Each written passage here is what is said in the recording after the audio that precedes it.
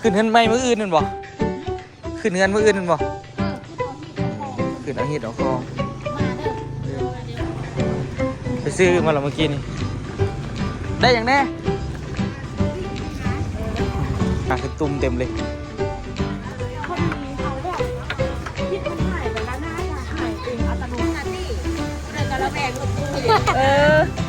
กูมีเงินซื้อ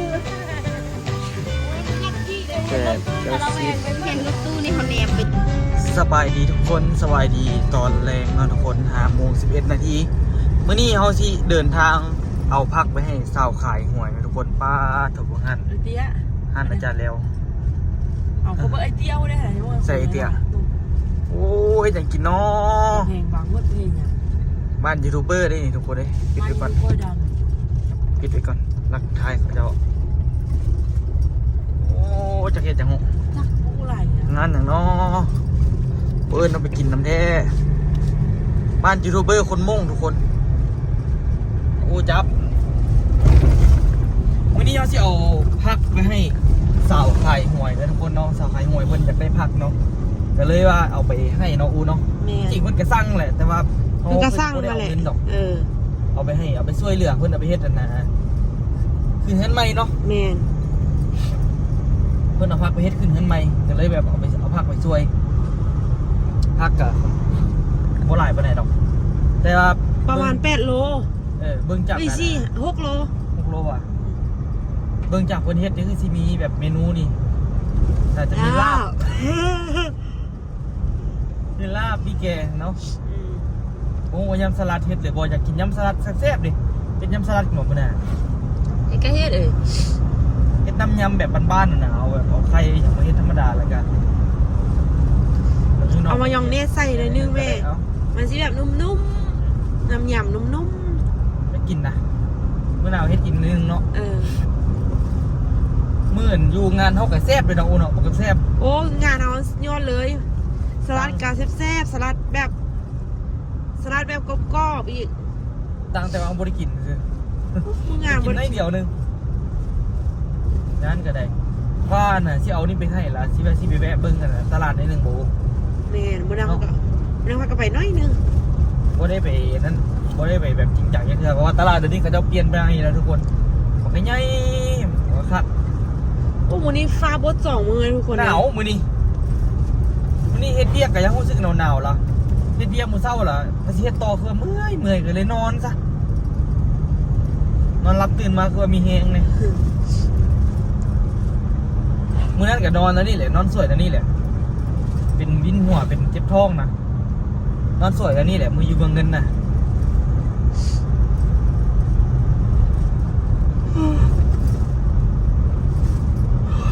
แทนที่ตื่นมาสิมีแฮงเจ็บหัวแล้วเจ็บท้องอีก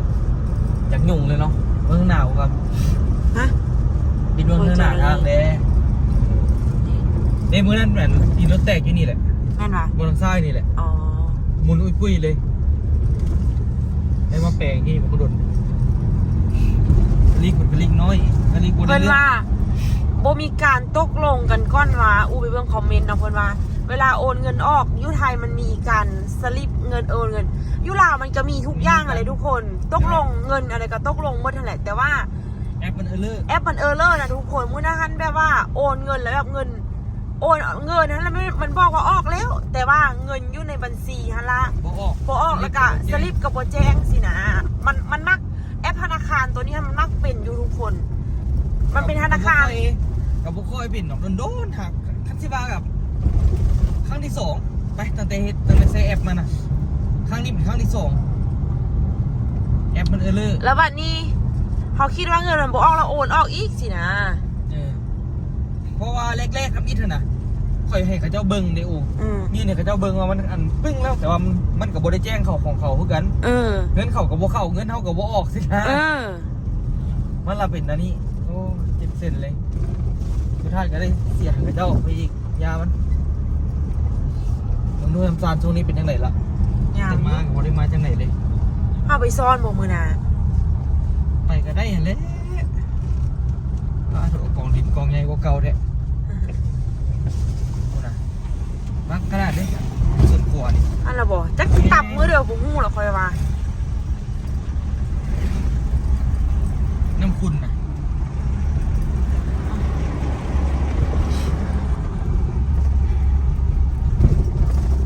มันไผ่ไก่ไปไก่มาต้องได้พันนี่ดิผู้สาวไก่มากพอได้บึ้งสินะตามภาษาโอ้โหได้กันเป็นคน อันนี้ไม่งานเดือนนี้งานเนี่ยหกถ้าเป็นตอนข่อยตอนเฮียนข่อยก็อาจจะนะมานั่งคือกันในตัวห้านเอาสีนี้ดิฮะโอ้ยกายแล้วสีฟ้าทางนั้นสีฟ้าทะเลเดี๋ยวเขาเอาภาพไปให้กันนะ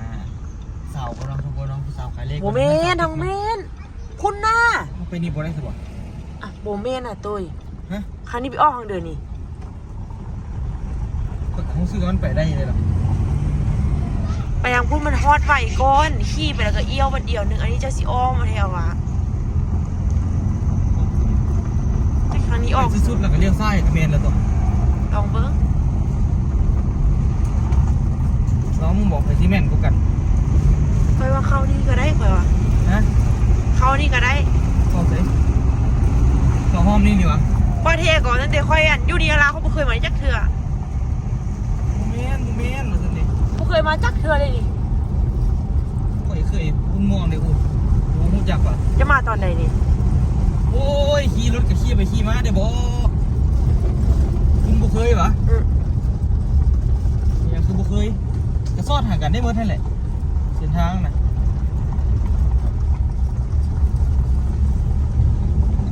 เขาไม่เคยมาจักเถื่อครั้งแรกนี่เดี๋ยวก็เรียกขวาอีกแมน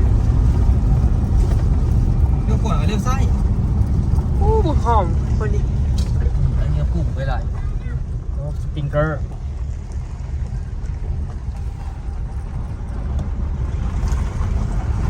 แม่นว่าวันนี้ yes เงินสาวไก่หวยก็ยุ่งยากอยู่ดิพวกนุ่งนี่ขึ้นเงินไม่มืออื่นนั่นบ่ขึ้นเงินมืออื่นนั่นบ่ขึ้นเอาฮีดเอาคองขึ้นเอาฮีดเอาคองมาเด้อเดี๋ยวมาไม่จันเบ้าอยู่ไปบ่อันนี้เอามาสวยงานเอาสวยเลยโอ้ยพักว่าไกลหลายโดยโอ้ฮะโดยไม่จันเบ้าอยู่ใส่บานปองเยี่ยมประตูแล้วเลี้ยววับสิเนาะกับพอดีคักเลยเนาะแต่ละเทือโบเลี้ยวยังบ่มีบานสิเนาะคักละเด้บัดนี้โอ้ท้าสีเข้าไปนี่แจ่มเลยเนาะขึ้นเอาฮีดเอาคองกันเนาะโดยไปตลาดก่อนเพราะฉะนั้นก็สิไปตลาดให้กันโดยขอบใจค่อยโดยขอบใจอย่างวะพักใหม่เพื่อนขอบใจเพื่อนนี่ยังสาวใครหนาคือกันนั่นแหละเนาะคือกันอ้อยต้อย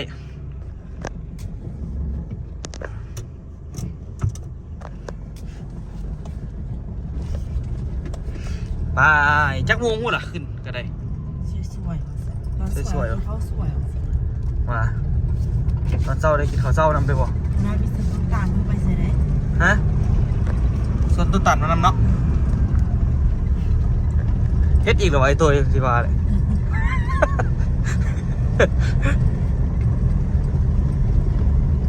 ติ๊กไปตลาด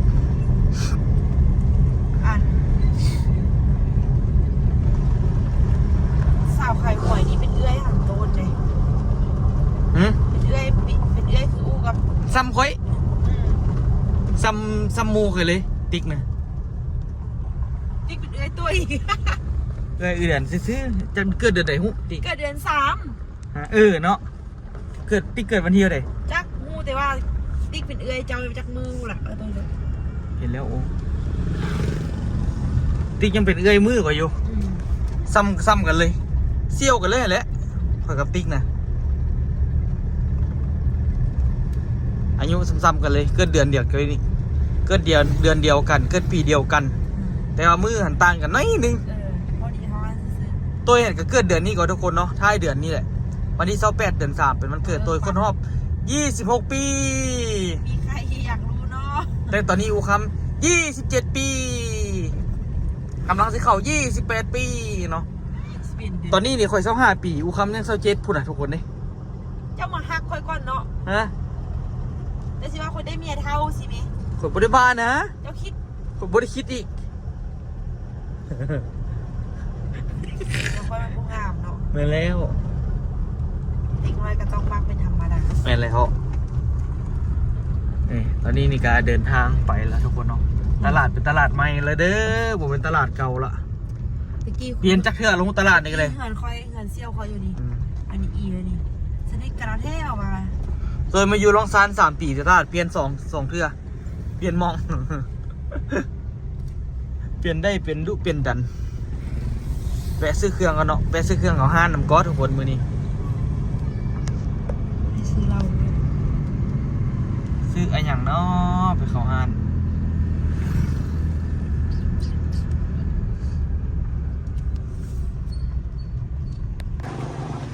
ไปซื้อมาแล้วเมื่อกี้นี่ได้อย่างแน่ ทีมงานไปดองยุ่เมืองเงินนะคะ เซี่ยวไหมจ๊ะ ไปเจอในไข่ได้ไข่บอกดีทุกคนเลยเขากลับมาซื้อยูหันคือกันได้สะ ไอ้ก้อนนะไอ้ก้อนแม่ไอ้ไข่อันไข่เครื่องคือแม่เขาหันก็แล้วบ้านนั้นไอ้ไข่เรียนจบม.7แล้วไอ้ไข่เป็นตอนนั้นเขาเรียนม.4ไอ้ไข่เรียนม.7แล้วไอ้ไข่จบม.7ไอ้ไข่ไปเรียนต่อไอ้ไข่เอาขั้ว ได้ไข่เลยได้ไข่เลยสืบต่อ ไอ้ไข่ซื้อต่อแล้ว พี่ข่อยกับเจ้านี่แล้วเนาะสืบต่อไข่ ซื้อเครื่องมาเท่าเล็กเท่าน้อยเท่าเล็กเท่าน้อยเดี๋ยวนี้เป็นหาว่าไง รวยเนาะ เขาดีเลยบอก ซ้ำสิไข่ซ้ำสิกินซ้ำสิซื้อเฮ้ยซื้ออย่างในซีนหมูก็ยังเหลือตัว หมดเลยดิ หมดละสบ หมดแล้ว เปิดแล้วสั่งซื้อซีนหมูอยู่นี่นะคนนะ เขาไม่ได้เป็นสัตว์เป็นส่วนนะอะไรเป็นปนกันเป็น มั่วบอลซื้อซีนหมูหอดก่อนหมูได้เดี๋ยวนี้เย็นไม่ละ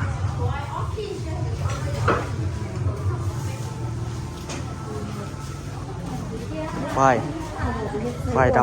ำเห็นไหมโอ้ยซีนคือหลายแถมมือนี้ซีนหลายแถมมือนี้ไปเลือกซีนก่อนทุกคน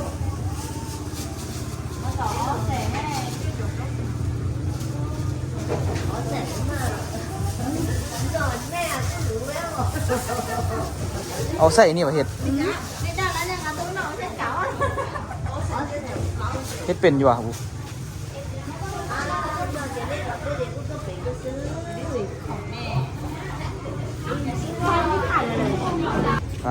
ไปตลาด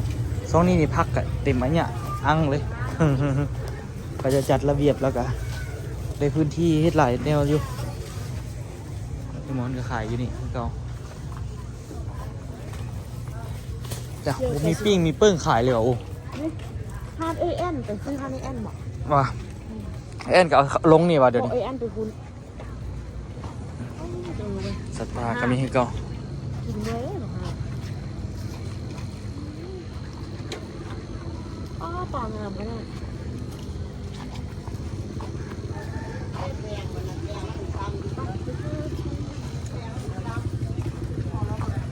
เครื่องอันจุ่มจีนก็หลายโพดเดี๋ยวนี้จุ่มจีนหลายโพดแล้วเดี๋ยวนี้เครื่องแห้งมันอังห้านละจะได้เอาอย่างเขื่อนยาวอ่ะ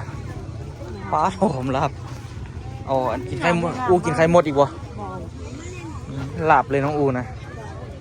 ออโต้แพ้เท่าว่าขึ้นหน้าขึ้นตุ้มเต็มเลย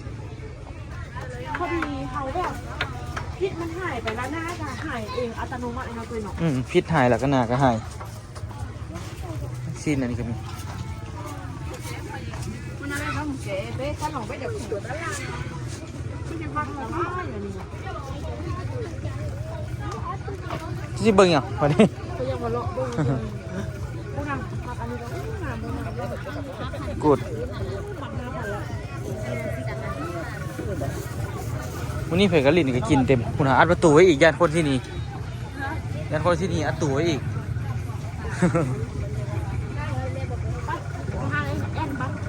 ไป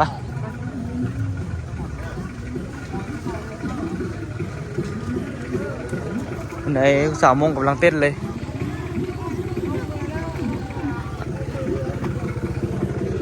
มาหมู่บ้านคนมงหมดแถวนี้คนมงในคนลาวอยู่ป่นกันนะอูเนาะแต่อันนี้น่าจะเป็นคนมง เขานี่มงกับมันเลย ต้องเอาถ่ายอันนั้นติดกันเอ็มไหนอันนี้เป็นโรงเรียนเก่าเลยทุกคนเด้อเป็นห้องเรียนเลย อนุบาล เรียนอนุบาลแล้วเขาเจ้าเข้ามาเฮ็ดท่าน ตั้งแต่สมัยมีซื่อตั้งแต่สมัยเดี๋ยวพูดนะ เจ้าก็เคยได้เรียนหน่อยนี่ไก่โหดอ่ะ เขาได้เฮียนคอยอู้บ่เคยเฮียนโรงเรียนอนุบาลเลยต้นป่านก็บ่เคยเฮียน โรงเรียนอนุบาลมันเดินบางกว้างเนาะเดินกว้างไทยกว้างวะ ยู่บ่ยู่เราไปป .1 เลยเฮียนป .1 เลยบ่เคยอยู่อนุบาลเลย บ่เข้าก็ได้สิเป็นหยัง ฮะ บ่เข้าก็ได้สิเป็นหยังสอนเองเหรอที่จริงข่อยก็อยากกันขั้นฮอดอันป .1 ได้กะข่อยก็อยากให้ลูกไปเข้าป .1 เลยช่วงอนุบาลนี่อยากสอนเอง บ่ได้เด้ถ้าเอาลูกมื้อนั้นค่อยถามหมู่ค่อยว่าอันนั้นหมู่ค่อยว่าต้องไปตามกระบวนการอนุบาล1อนุบาล2อนุบาล3แล้วก็ขึ้นป .1 เดี๋ยวนี้นะ แม่นวะบ่ได้วะ บ่ได้ เป็นหยังคือบ่ได้ 2 ปีปลายเกือบ3 ปีแล้วเอาไปอนุบาล1หมู่ค่อยว่า แม่นวะ คันมาบ่ฮอด3 ปี2 ปีกว่าละไปแบบ2 ปีน้อยๆอะนะ แล้วแม่นไปห้องเด็กน้อยเลี้ยงเด็กพิเศษอันนี้แหละ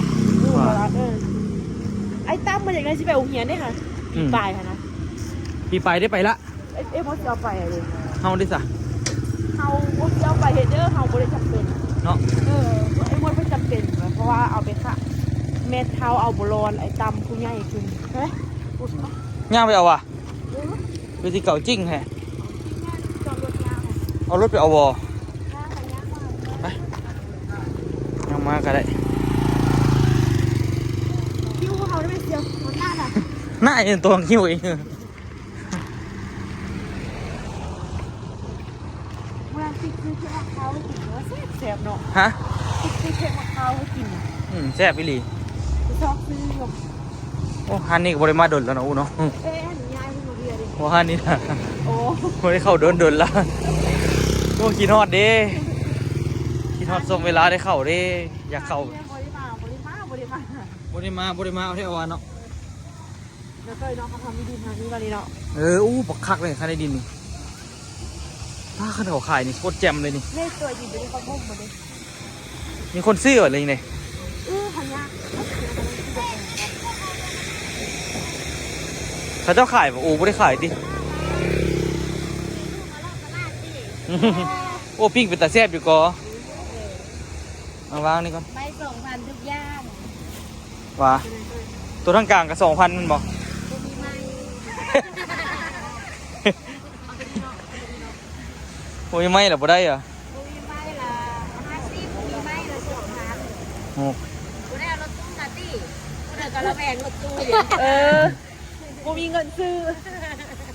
โอ้ยบ่อยากขี่เด้ แปดเก้าสิบ เห็นรถตู้นี่เขาแนมไปสิแหละแนมเท่าแล้ว สอง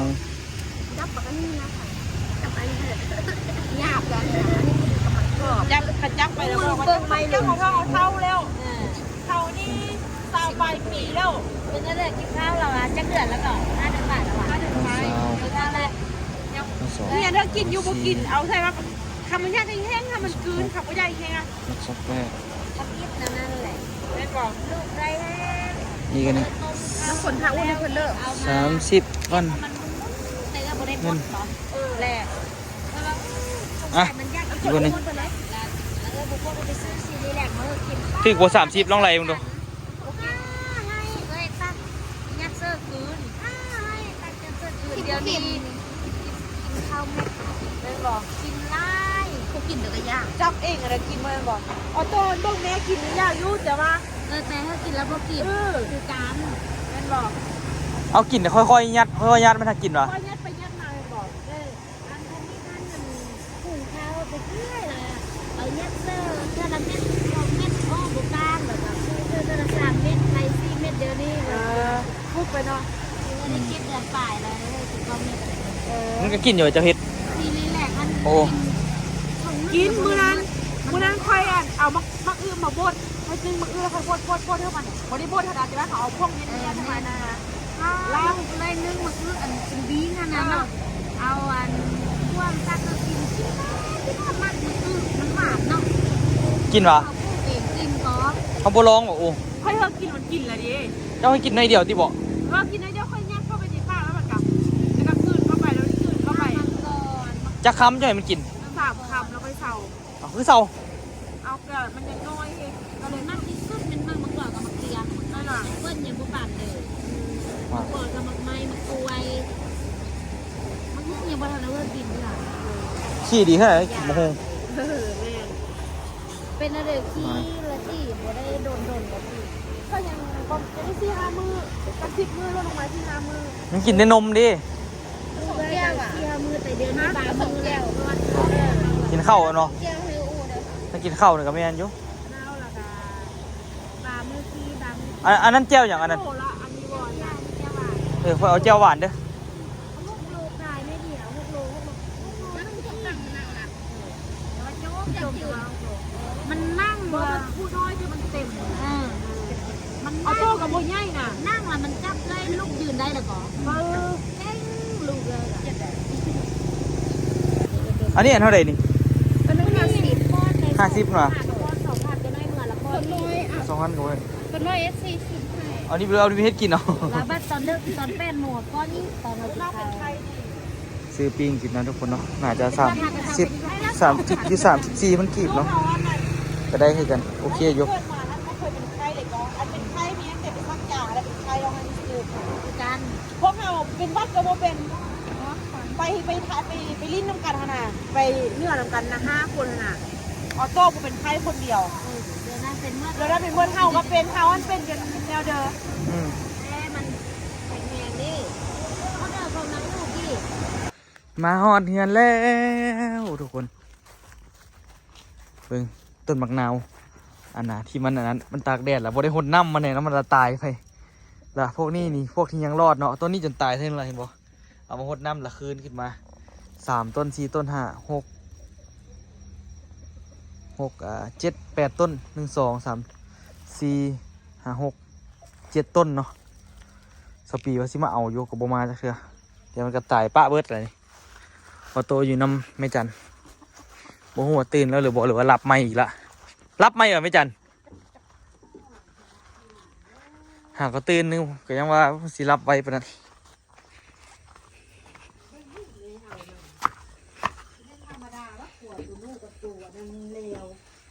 แม่นว่ะ ยังเอาได้ยังเฮ็ดกินได้ บ่ได้ก็อูคำยังบ่ได้ นี่มีนี่ปิ้งเลยดิ ฮะ ตัวนึงก็เข้าตู้เย็นเลย ปิ้งหยัง ปิ้งหนู ป้าโทรไปตาแซ่บแท้ส่งกลินหอมหวนหลั่นจวนใจ แม่นโตได้แม่ไปลาบนี่แม่ก็เธอมันยุ่ยสิเลยไปกู้เครื่องอีกไปดิ ว่านี่สิ้นมื้อนี้สิ้นอยากงามก็เลยซื้อหลายเนี่ย ซื้อชิ้นเดิม หมูอ้วนใส่อ้วนนำเด้ มีไส้ มีละใส่ก็เอามาแล้วสิ้นก็เอามาแล้วเรียบร้อยละเดี๋ยวมันชิมใส่อ้วกินไม่จันเสียจังหัน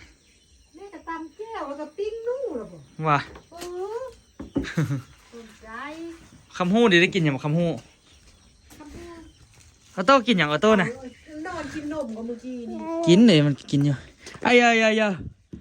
ไอ้ยายายายาไอ้ยายายาไอ้ยายายานั่นกินนมบ่ถ้าไปนอนน้ำเมย์ถึงอ่ะมาสวย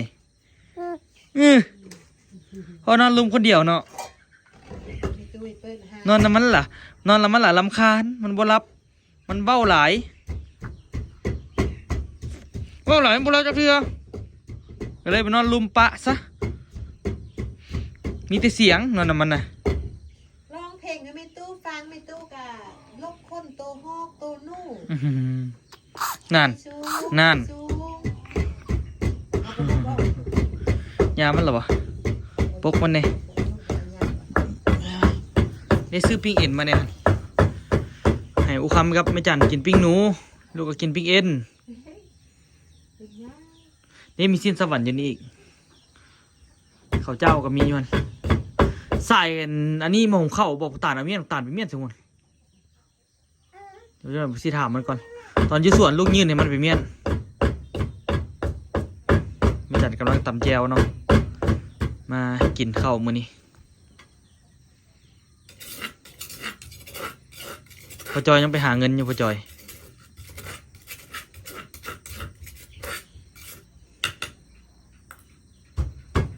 เห็นรถปะ หืม เห็นรถเห็นคน เห็นรถอยู่หันแหละคนบ่เห็นเจ๊เดี๋ยวเขาเจะเฮ็ดวงอยู่ในเด้เขาจะฝนตกติบอกโตหลักเบิงอยู่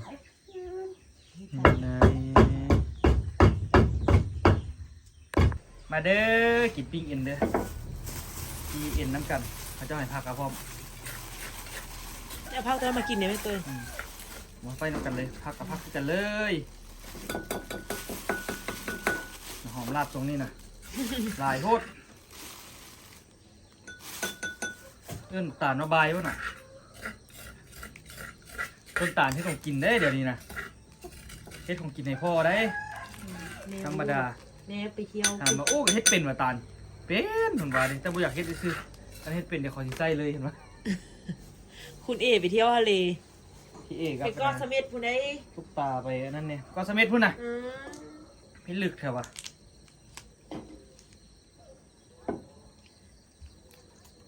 คุณเกอร์กับบูฮูเราสิอวดแม่กะก็เลยบอกว่าคุณเกอร์สิไปนอนนั่น ส่วนยาง ส่วนยาง เกืออวดอ่ะนะอวดแม่เนาะแม่ไปเกาะไปเที่ยวไทยเกือกับโอ้ได้ไปนั่นไปนี่สันดิเกือว่าเกืออวดว่ามื้อนี้เกือไปนอนน้ำพอหั่นว่าได้นอนพอส่วนยางเด้อหั่นว่ามีแนวอวดหมู่เด้อืม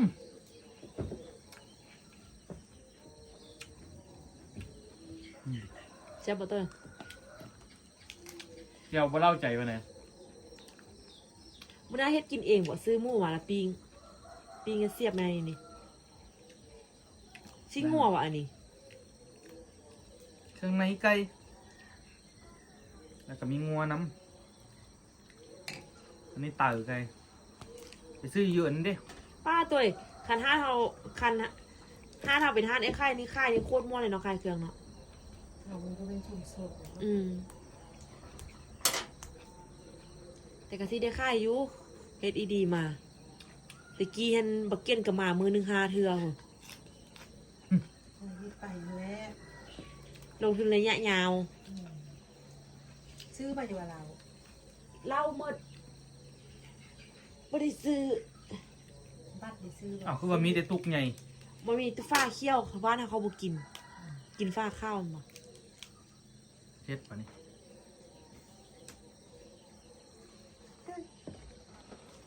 บ่ไปออโต้เลยยืนเนาะนี่เลยได้ไหมเอ่ย เข้าแล้วโอ้ ต้องคุณออไหมด้วย ต้องคุณออไหมอ่ะพ่อบ้างออโต้ไหมวันน่ะอากาศหนาววันนี้นุ่งเสื้อขายาวทรงขายาวใส่อันท่งตีนเดี๋ยวออโต้นะ ซื้อบัตรมาเท่าเดิม อ๋อแสนแล้วก็ซื้อยาสูบเหล้าตัวเขี้ยวมาเลยมัน 2 สบอกสัก5,100แล้ว92พี่ บ่ราคายังก็เดี๋ยวบริสุทธิ์ อ๋ออู้สิซื้อแสนเดียวนึง ซื้อสั่งเราไม่ได้ซื้อมันก็ซื้อมาเบิด เริ่มหมุนเงินในห้างเด้หมุนนั่นแหละบ่ได้กินได้ใส่น้ำมันเท่าแหละกำลังซื้อเครื่องเขาห้านอยู่ เบียร์ซื้อมาก็ได้ค่ายกล่องนึงหวาน บางแม่เอ้ยจะช่างเดี๋ยวเอ้ยจะช่างเดี๋ยวออโต้นี่นะออโต้ ไม่ได้ นี่ เปิด นะ งานไม่ได้ไปขายงานที่ บางแม่ เอานี่มาว่าไปกินน้ำจะคนเดี๋ยวจะกินปิ้งหนู จะบุกินอะปิงนู Why do you want to กินปิงนู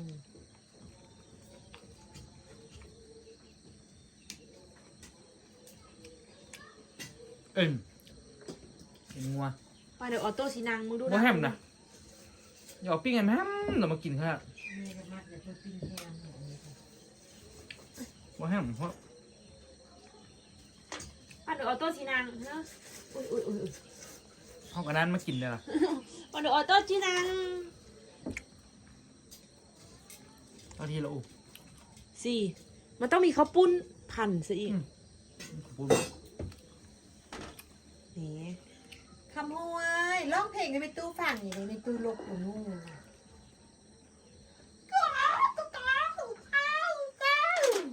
ร้องเพลงให้แม่ตู้ก็มาได้ น้องอย่างก้อยแค่น้องอย่างก้อยน้องไอ้จับมือให้เด้น้องอย่างก้อยแค่